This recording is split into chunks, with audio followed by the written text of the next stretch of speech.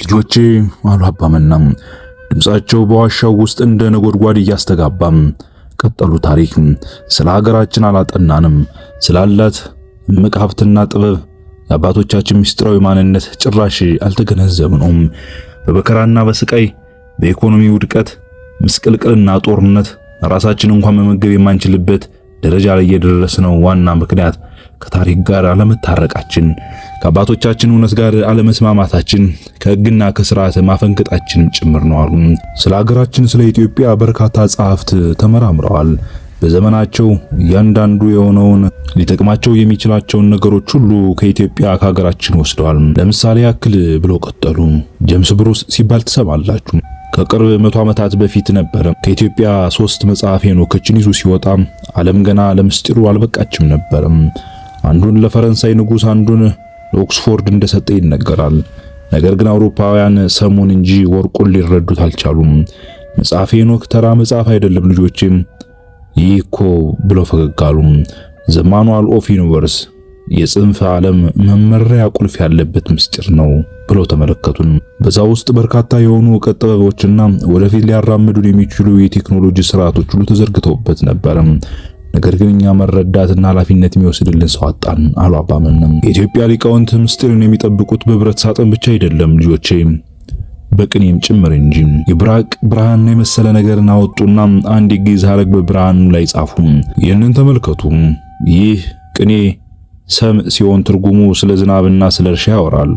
ወርቁ ግን ስለ ግራቪቴሽናል ዌቭ ወይም የስበት ማዕበልና ስለ ታይም ትራቭል ምስጢር የሚዘረዝር ሳይንሳዊ ቀመር ነው አሉ አባመና።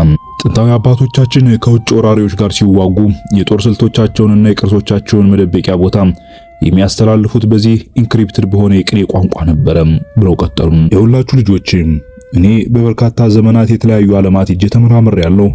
በርካታ ዕውቀቶችንና ጥበቦችን ከበርካታ ሰዎችም ተምሬያለሁ። በእርግጥ አሁን እድሜ ደክሟል፣ አይኖችም ማየት እየተሳናችሁ ነው። የምነግራችሁ ምስጢር ቢኖር ብለው ቀጠሉ። የሕዝቅኤል መንኮራኩርን ቀመር ሲባል ሰምታችሁ ታውቃላችሁ? አይ አሰሙም፣ ሰምታችሁም አይሆንም አሉ አባመና። ነብዩ ሕዝቅኤል በኮባር ወንዝ ያየው ያ የእሳት ሰረገላ ዛሬ ሳይንስ አንቲ ግራቪቲ ክራፍት የሚለው ቴክኖሎጂ ነው። ቀመሩ እዚሁ ዋሻ ግድግዳ ላይና የተለያዩ ቦታዎች ላይ ተቀርጾ ይገኛል አሉ። የሶሎሞን መስታወት ሲባል ሰምታችኋል ብለው ቀጠሉ። ንጉሥ ሶሎሞን ከኢትዮጵያዊቷ ንግሥት ሳባ ጋር የነበረው ግንኙነት በንግድ ብቻም አልነበረም። የብርሃን ሞገድን በመጠቀም በሺህ የሚቆጠሩ ኪሎሜትሮችን ማየት የሚቻልበት ኦፕቲካል ኮሙኒኬሽን ይጠቀሙ እንደነበረ አባቶቻችን ደርሰውበታል። በእርግጥ ይህን ስትሰሙት ግራ ሊያጋባችሁ ይችላል፣ ግን እውነት ነው ብለው ቀጠሉ። ልጆቼ አሁን ኢትዮጵያ ያለችበት ውጥረት በታሪክ የተጻፈ ነው። ቀና ብለው እየተመለከቱ እንዲያሉ ኢትዮጵያ የዓለም ህርት ቻክራ የልብ ማዕከል ናት። እሷ ስትታወቅ ዓለም ይታወካል። አሁን ያለው ፖለቲካ የመከራ ጅምር ነው ብለው ቀጠሉ። በመጨረሻው ዘመን ምስጢሩን በጠፋበት ሰዓት ታናሹ ከታላቁ ይበልጣል፣ ወርቁ በሰም ይሸፈናል። ይህ ማለት የኢትዮጵያ እውነተኛ ኃይል የሚገለጠው በታላቅ ግርግር ውስጥ ነው ማለት ነው። አሁን ያለው የዓለም ምስቅልቅል ምናልባት ይህንን ወደ ከፍተኛ የኃይል መነቃቃት ውስጥ የሚከት ከፍተኛ ሞገድ ይለቅ ይሆናል ብለው ቀጠሉ። ሳይንሳዊው ዓለም ኢንትሮፒ የሚለውን አንድ ጉዳይ አለ። መጽሐፍ ቅዱስ ምጽአት ይለዋል። እኛ ግን ዳግም ስርዓት ዘ ግሬት ሪሴት እንለዋለን። ሌላው ዘ ኒው ወርልድ ኦርደር ሊለው ይችላል። ነገር ግን ዘ ግሬት ሪሴት ወይም ደግሞ ዳግም ስርዓት እየተከናወነ ነው። ምናልባት ይህ ቀድሞ የሚገባችሁና የምትረዱት ሊሆን ይችላል ብለው ቀጠሉ። በራዕየ ዮሐንስ ላይ ያሉት 7ቱ መቅሰፍቶች በሳይንስ ሲተረጎሙ ሶላሬስ የፀሐይ ፍንዳታዎች ናቸው። በ7 12 እና 9 ቀመር መሰረት በ2020ዎቹ መጨረሻ አጋማሽ ላይ የምድር ማግኔቲክ ፊልድ መዳከም ይጀምራል። በኦሪት ዘፍጥረት ውስጥ የተደበቀው ኮድ እንደሚያሳየው ዓለም በኳንተም ደረጃ ተጽፋለች። የሰው ልጅ ዲኤንኤ ራሱ ፊደል ናቸው። አውሬው ተብሎ የቁጥር ቀመር የተቀመረለት 666 ይህንን መለኮታዊ ፊደል አጠፍቶ በሰው ሰራሽ ሲንቴቲክ ኮድ ለመተካት ይሞክራል ብለው ቀጠሉም። ልጆቼ ስሙኝ አሉ አባመና ድምጻቸውን ከፍ አድርገው። የዓለም መጨረሻ ማለት ፕላኔቷ መጥፋት ማለት አይደለም። የ12ቱ ሚስጥራዊ ቤተሰቦች ዘ ቴል ኤሊት ኦፍ ብለድ ላይን አገዛዝ ማብቃት መጀመሩ ነው። ይህ ታላቁ ጨለማ ለ3 ቀናት የሚቆይ የኤሌክትሮማግኔቲክ ዝምታን ይመጣል ተብሎ ይታመናል።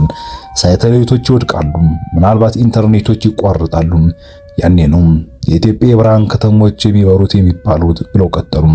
የከሩ መመለስ ደግሞ እንዴት ነው ካላችሁ ኢትዮጵያ በቅኔ ውስጥ የደበቀችው ወርቅ ለዓለም መድኃኒት ሆኖ የሚወጣበት ዘመን እንዳለ እናምናለን አሉ አበበና ሳይንስ ሊፈታው ያልቻለ በሽታ በግዕዝ ድምፅ ፍሪኩዌንሲ የሚፈወስ ጥበብ በእነዚህ ዋሻዎች እንደሚወጣ እናምናለን አሉ። እንደምትመለከቷት ዓለም ተቀይራለች። በያዟቻቸው ኤሌክትሮኒክሶች የዓለም ዜናዎች በሙሉ በአንድ አሳሳቢ ርዕስ እንደተሞሉ እየነገሯቸው ይገኛሉ። በአሜሪካና በአውሮፓ በኢሲያ ያሉ ታላላቅ ከተሞች ባልታወቀ የአእምሮ ወረርሽኝ እየተመቱ ይመስላል አሉ አባመና። ሰዎች ያለምንም ምክንያት በጭንቀት ይወድቃሉ፣ የማስታወስ ችሎታቸውን ያጣሉ፣ በዲጂታል ስክሪን ላይ አፍጠው እንደ ሐውልት ይቆማሉ። እኔ የዓለም ጤና ድርጅት በሽታውን ሊመረምረው አይችልም፣ ምክንያቱም በሽታው በባክቴሪያውም በቫይረስ ሳይሆን በንዝረት መዛባት ፍሪኩዌንሲ ዲስቶርሽን የሚመጣ ነው አሉ አባመና። ምናልባት ቀን ከሰጠን እናየዋለን። ይህ በሽታ አካላዊ አይሆንም። የኳንተሙ ኤአይ የሰዎችን አእምሮ ከሰው ሰራሽ ደመና ሲንቴቲክ ክላውድ ጋር ለማገናኘት የሚረጨው ክፉ ሞገድ ነበረ። እሱ ነው የሚሆነው አሉ። እኔ መፍትሄ የሚሆነው ካውንተር ፍሪኩዌንሲ ወይም አጸፋዊ የድምፅ ሞገድ መሆኑን ተረዱ አሉ። በጥንታዊቱ ኢትዮጵያ ብዙ ሊቃውንቶችና የያሬድ ዜማ ጠበብቶች ድምፅን የሚጠቀሙት ለመዘመር ብቻም አልነበረም። እያንዳንዱ የግዕዝ ፊደል፣ እያንዳንዱ የክራርና የበገና ክር ልክ እንደ ቀዶ ጥገና ቢላዋ የሰውን ልጅ ዲኤንኤ መክፈትና መጠገን የሚችል ኃይል አለው። ዛሬ ላይ ሳይንሱ ይህንን ምን ይለዋል መሰላችሁ? ሳይማቲክስ በሚል ስም ይጠራዋል። ድምፅ እንዴት ቁስ አካልን እንደሚቀርጽ ደርሶበታል። አባቶቻችን ግን ይህንን የ704 ደሸት ኳንተም ድምፅ ለሺህ ዓመታት በዋሻዎች ጠብቀውታል። ይህንን ሁሉ የምነግራችሁ ብሎ ቀጠሉ አባመና በርካታ ነገሮችን ለማጥራት ነው ብሎ ቀጠሉ። ድምጻቸው አሁን የጥንት ጠቢባን የዘመናዊ ሳይንቲስቶችን ውደት የያዘ ይመስላል። ዓለም የመጨረሻው ዘመን የምትለው ነገር ለጥፋት ሳይሆን ለለውጥ ትራንስፎርሜሽን የመጣ ነው። ቀደም ሲል ኢንትሮፒ ያልኳችሁ ብሎ ቀጠሉ። ይህ ማለት ማንኛውም ስርዓት ወይም ሲስተም በጊዜ ሂደት ወደ ትርምስና ወደ መበታተን ይሄዳል ማለት ነው። ነገር ግን በኢትዮጵያ ምስጢር ትርምስ ወደ አዲስ ስርዓት መሸጋገሪያ በር ነው ብለን እናምናለን። እኛ ያንን ዳግም ስርዓት ዘ ግሬት ሪሴት የምንላቸው ይህንን የመሰሉ ሁነቶችንና ክስተቶችን ነው ብሎ ቀጠሉ። አባመና ወደ አንዱ የብርሃን ቀመር ጠቆሙ። በዮሐንስ ራእይ ላይ የተጠቀሱ ሰባቱ መቅሰፍቶች ለሺህ ዓመታት እንደ ተረት ታይተዋል ብሎ ቀጠሉ። ነገር ግን ዛሬ የሳይንሱ ኮሮናል ማስ ኢንጀክሽን ሲኤምኢ ብሎ የሚጠራው ክስተት መጽሐፍ ቅዱሳዊና መቅሰፍት በግልጽ ያሳያል። ፀሐይ ስትቆጣ የምታመነጨው የኤሌክትሮማግኔቲክ ማዕበል የምድርን የኤሌክትሪክ መረብና የሳተላይት ስርዓት ሊያወድም እንደሚችል ቅድም ነግሬያችኋለሁ። በዮሐንስ ራእይ ላይ ፀሐይ ሰዎችን በእሳት እንድታቃጥል ስልጣን ተሰጣት ተብሎ የተጻፈው የምድርን መከላከያ የሆነውን ማግኔቲክ ፊልድ ወይም መግነጢሳዊ መስክን ሲዳከም የሚፈጠር ሶላር ራዲሽን የፀሐይ ጨረር ነው። 7-12-9 ብለው ቀጠሉ። በ2020ዎች መጨረሻ ይህ መግነጢሳዊ መስክ ወደ ታሪካዊው ዝቅተኛ ደረጃ ይወርዳል። ይህ ሲሆን የሰው ልጅ ቴክኖሎጂ ይቆማል፣ የሰው ልጅ መንፈስ ግን ይነቃል እንደማለት ነው ብለው ቀጠሉ። ለምን 7-12-9 ብዬ ጠየኳቸው። ይህ ቁጥራዊ ኮድና የጊዜ አዙሪት ብለው ቀጠሉ። አባመና ቁጥሮችን በአየር ላይ እየሳሉ አስረዱን። ልጆች ብለው ቀናሉ። አሁን ዓለም ከ12 ካሮጌው ስርዓት ወጥታ ወደ 6 ወደ ዳግም ልደት እየተሸጋገረች ነው። የሽግግር ምጥ ነው። ምጥ ደግሞ ህመም አለው። የኢትዮጵያ ሚና በዚህ ጊዜ ነው የሚጀምረው ብሎ ቀጠሉ። መጽሐፍ ቅዱስን ስታነቡ ተራ ቃላት እንዳይመስላችሁ አሉ አባመና ባክብሮት። በኦሪት ዘፍጥረት ውስጥ ያለው እያንዳንዱ ፊደል በሂሳብ የተሳለ ነው።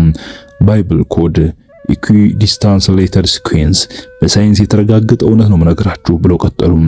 መጽሐፉን በኮምፒውተር ቀመር ስትፈታው የዓለም ታላላቅ ክስተቶች ከሁለተኛው የዓለም ጦርነት እስከ ዛሬዋ የፖለቲካ ትርምስ በውስጡ ተደብቀው ታገኛቸዋለን። ዓለም በኳንተም ደረጃ የተገነባቸው የዳታ ክምችት መሆኗን ነው። እግዚአብሔር ዓለምን ሲፈጥር ቃል ወይም ኢንፎርሜሽን ተጠቀመ። ያ ቃል ደግሞ ወደ ቁስ አካል ተቀየረ። ዛሬ ሳይንስ ስትሪንግ ቲዮሪ የሚለው ነገር በእኛ ዘንድ የቅኔ ንዝረት እንለዋለን ብለው ቀጠሉ። እጅግ አስፈሪው ምስጢር እዚህ ጋር ነው። አባመና ድምጻቸው ዝቅ አደረጉ። የሰው ልጅ ዲኤንኤ በአራት ፊደላት ኤ ቲ ሲ እና ጂ የተጻፈ የኮምፒውተር ኮድ እንደማለት ነው። የኮድ መለኮታዊ ፊርማ አለው። አውሬው 666 ግን የመለኮታዊን ኮድ ሰርዞ በራሱ ሲንቴቲክ ኮድ ለመተካት ቆርጦ ተነስቷል። የአውሬው ምልክት ማለት በቆዳ ላይ የሚታተም ቁጥር ብቻ አይደለም።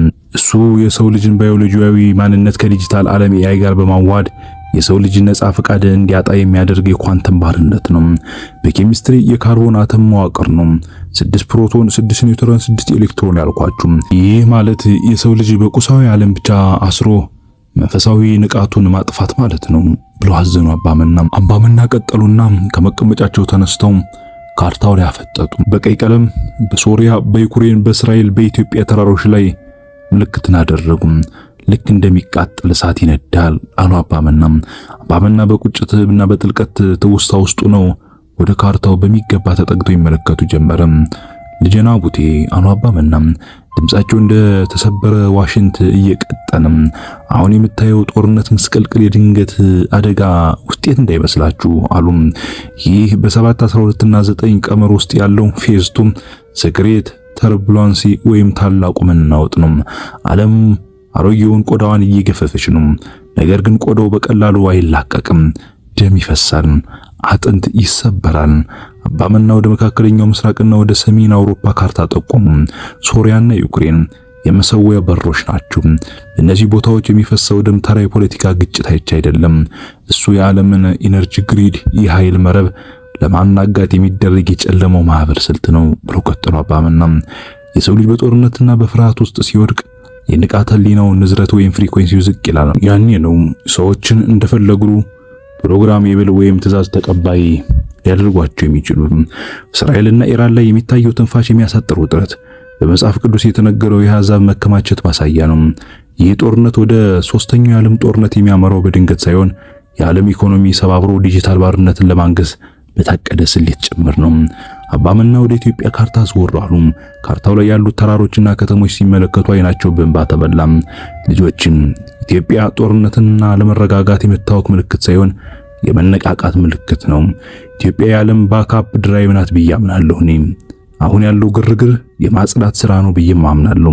የጥንት አባቶች የደበቁት ምስጢር ሲገለጥ የጨለማው ኃይል አገሪቱን በብጥብጥ ውስጥ ዘፍቆ ምስጢሩ እንዳይታወቅ ለማድረግ ይጥራል። የቅርስ ዘረፋው፣ የታሪክ መበረዙ፣ የወንድማማችነት መቆራረጡ ሁሉም የተቀነባበሩት የኢትዮጵያ መንፈሳዊ ጋሻ ለመሰባበር ነው።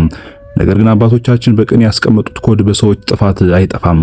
ይልቁንም መከራው ሲበዛ እንሆ ኢትዮጵያም ከፍ የምትልበት ዘመንና ወቅት እንዳለ የሚያመላክት ቅኔ እንደሆነ ይገባኛል አሉ።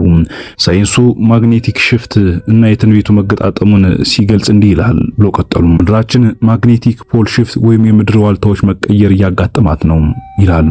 አባመና የብርሃን ቀመር አሳዩ። ይህ ሲሆን የምድር መከላከያ ይሰነጠቃል። በዮሐንስ ራእይ የሰማይ ኃይላት ይናወጣሉ የተባለው ይህንን ነው። አሁን ያለው ምስቅልቅል ከጠፈር ከሚመጣው የኃይል ለውጥ ጋር የተያያዘ ነው። የሰው ልጅ ልብና የምድር መግነጢሳዊ መስክ ተሳስረዋል። ዓለም በጦርነት ስትናወጥ የምድር ንዝረት ይለወጣል። የለውጥ ደግሞ የሰዎችን አእምሮ ያውካል። አሁን የምታየው ምክንያት ያልሆነ ቁጣም፣ ጭካኔና ግራ መጋባት የዚህ ኳንተም ሽግግር ውጤት እንደሆነ ተረዱም ተገንዘቡ አሉ አባመና። ኦናውቲ ሆይ እጅግ የሚገርምና ከአእምሮ በላይ የሆነ እጅግም ረቂቅ የሆነ ሚስጥርና አባመና እየገለጡልን ነው። በበላው ዓለም የምትገኙ ውድ አድማጭና ተከታታዮቼ ቀጣይ ፕሮግራሙን ይዤላችሁ ቀርባለሁ። በሐሳብ መስጫ ሳጥን ሐሳባችሁን አስቀምጡልን። ሰላም ለሀገራችን፣ ለኢትዮጵያ፣ ለዓለም ሁሉ።